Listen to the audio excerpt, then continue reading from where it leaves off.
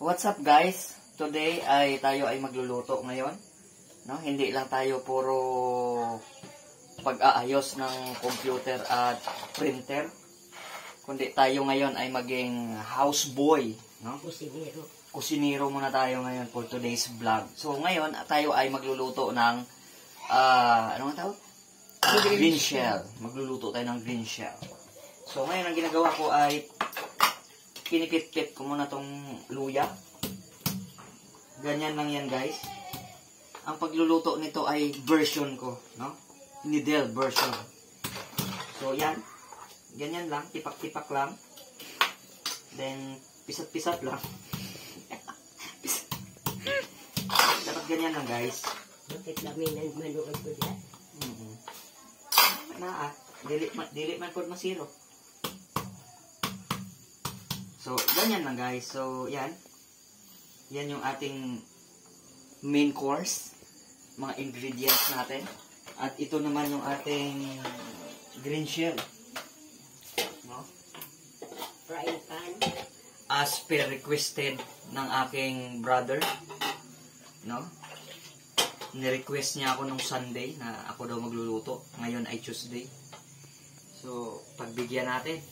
Kasi nung Sunday, nagluto din ako nito nung gabi. Siguro nagustuhan. Kaya sabi niya sa Tuesday ha, balik ka dito, ikaw magluto. So ngayon, nandito ulit ako ngayon para ipagluto sila. No, so anong oras na? Gabi na. So dahil ang aking bahay ay may meeting pa, no, sa school. So ngayon tayo kainit lang. So ganyan lang. Bigat pala nitong pan na ito. So, ganyan lang. Basic lang. And,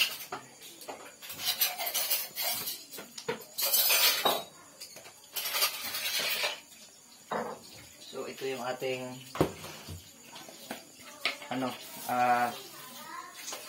pampalasa. No?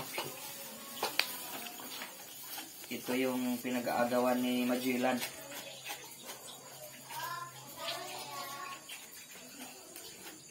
Hindi ko nadamihan kasi nadamihan ko. So, ayan nga guys. Panoorin nyo naman hanggang matapos. Hindi lang yung skip-skip nyo.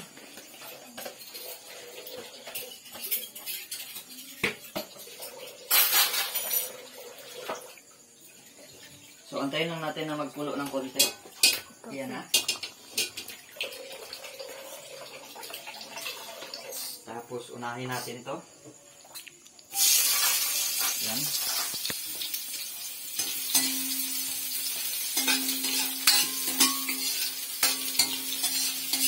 Ito yung paborito ko guys na luwag pag nagluluto ako dito. Ito talaga ginagamit ko. Alam niyo kung bakit ito yung ginagamit ko. Kasi pag nanonood ako ng mga vlog ng mga nagaluto-luto, parang ganito din kasi yung luwag nila. Kaya feeling ko pag nagluluto ako, para na rin akong chef. Burit lang ba? So, ganyan lang. Then, lagay lang yan.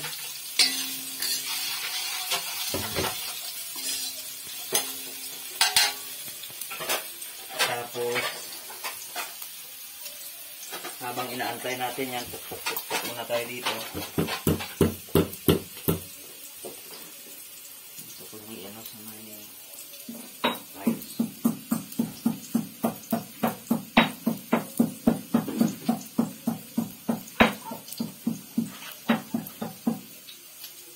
Alam niyo guys, anong nangyari dito sa pangpukpok ko? Nabingkong na guys. Sa sobra kapukpok. Diba? Dapat ng pukpok ganyan lang. Ginawang lusong na ito eh. So pagkatapos nang balik tayo dito. Kasi natunog na.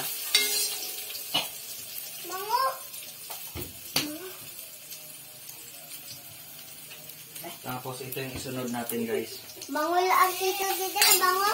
Ha? Matagabot dito bango. Sabi na ng pamangkin ko, mabango daw. Diba? So ganyan lang guys. Ito yung aking version ha. Kung may sarili kayong version niya yan. So ganito ako magluto. Yan. Tapos, pagkatapos niyan, ito na, salang na natin. Tapos isa pa nito, lalaki pa lang ito.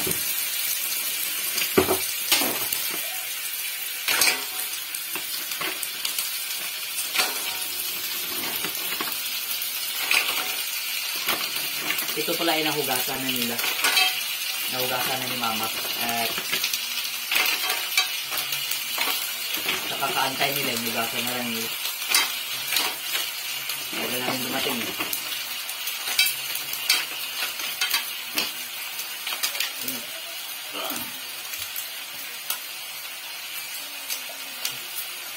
Ang lalaki nila, oh.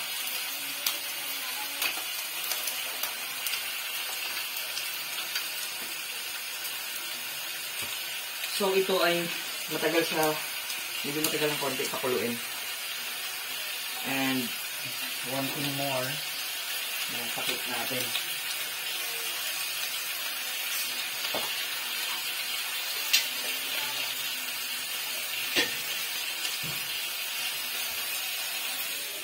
Takpan na natin siya. So guys, ayan na nga, update tayo. So, ito ay kumulo na. Tingnan natin. Ayan na guys. Kumulo na siya. Ayan oh. Oh. So ngayon dahil kumulo na at nakabuka na sila lahat oh. So saka na natin ilalagay itong ingredients natin. Ito. Ito yung ating paano ba natin ito ilagay? Hindi natin mailagay.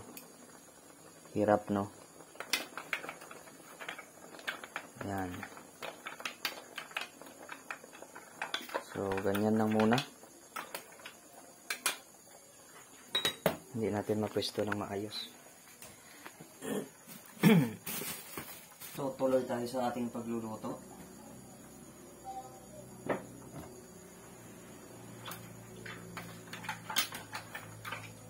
Ang dami pala nito.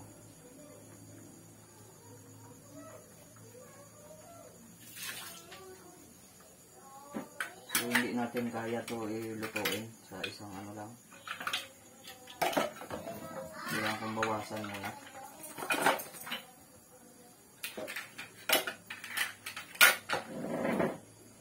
Bawasan muna natin guys.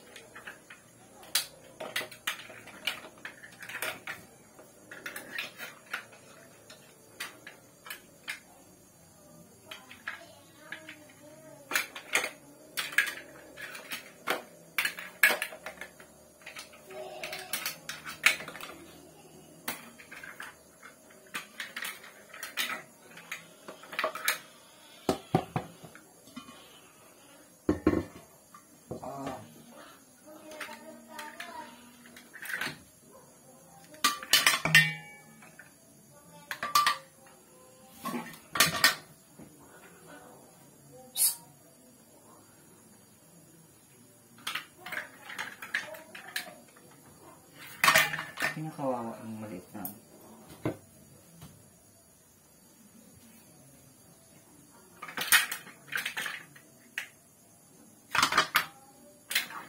So, ayun nga, no? Nabawasan ko na. Ow, init. Para matimplahan natin siya ng maayos.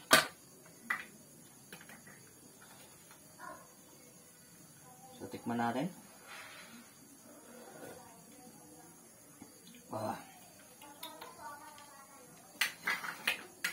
Lagyan natin ng magic.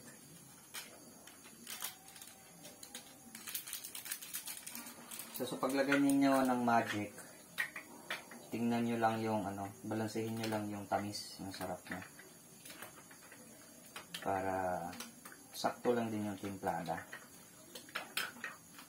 Sakto lang na magkaroon siya ng lasa. So dito hindi ako naglagay ng asin kasi asin na to yung green shell. So no need mo nang lagyan. Pero malalasahan mo pa rin yung kanyang asin dito kasi siyempre, galing siya sa dagat. At lumaki siya sa dagat. So, maasin talaga siya. Kaya, no need ng lagyan. So, ganyan lang. Yan, tingnan natin. Tikman natin.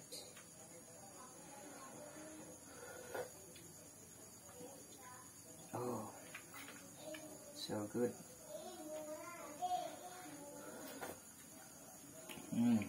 Okay na yan. So, papakuluin lang.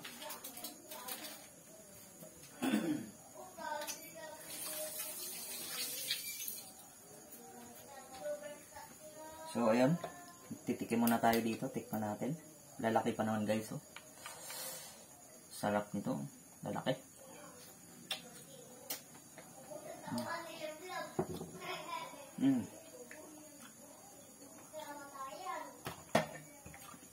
Ito yung pinuha ko sa taas. Nga lang, yung lasa niya medyo hilaw dahil pero pwede nang kainin. Pero maramdaman mo kasi yung laman niya na medyo matigas pa ng konti. Kasi naluto siya dahil sa init. No? Hindi siya nababad sa tubig. So, yeah. Ang gawin ko na lang, ito na lang munang papakuloyin ko. Then, habang ito, standby lang muna. Kasi pagkakain na mamaya, hahanguin yan, ito yung susunod ko lilipat yan. So, ayan. Papakuloyin ko lang ulit. After niya makulo, ready to go na kakain na kami. Sarap guys. Ang ganda pa naman ito kasi malalaki.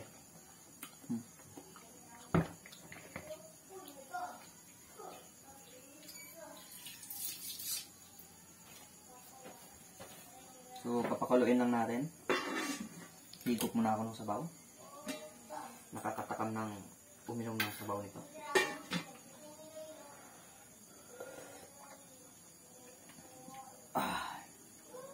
Suabe.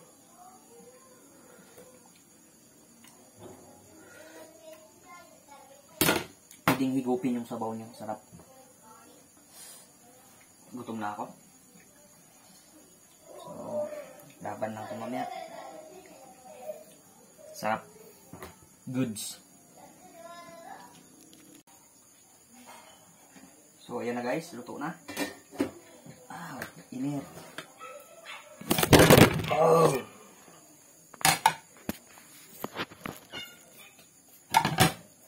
Ano yan? Diba? Nag-ikat ko pa siya.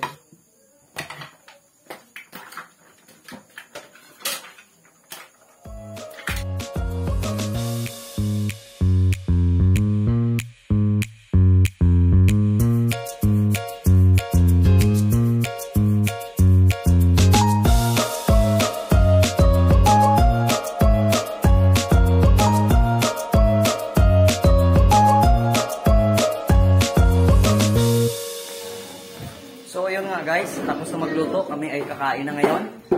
Kasama ang buong pamilya. So ito yung ating mga kaulaman. Sabi daw, titikman ko. Oh, sige. Very good ang sarap. Very good ang sarap. Yan. Ikaw? Ito yung aking pamangkin na pabebe. So yan ang aking father. Muna siya. Oh, ma. Ito yung aking mother. Ito naman yung aking father. Yan yung panganay namin. So, ayan nga guys. Kain tayo. Let's go.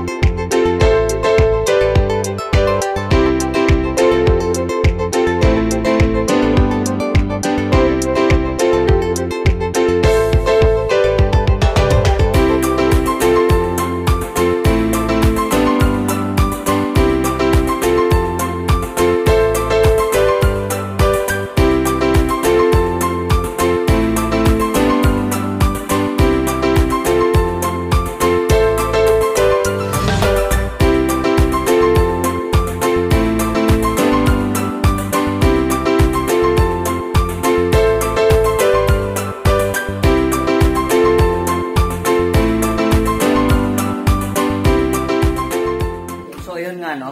Tapos na kaming mag-dinner.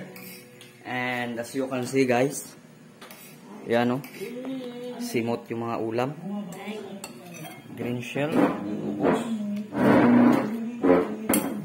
Grabe, sabaw na lang natira. Higop pa rin, no?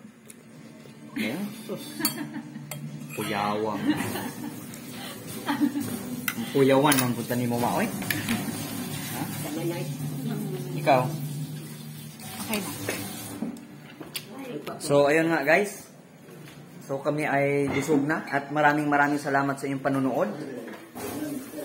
Hanggang sa muli. Paalam. Don't forget to like, share, and subscribe to my channel. No? Para tayo ay dadami. Para ganahan din ako mag-upload ng ating mga videos. No? So, ayun lang. Bye-bye.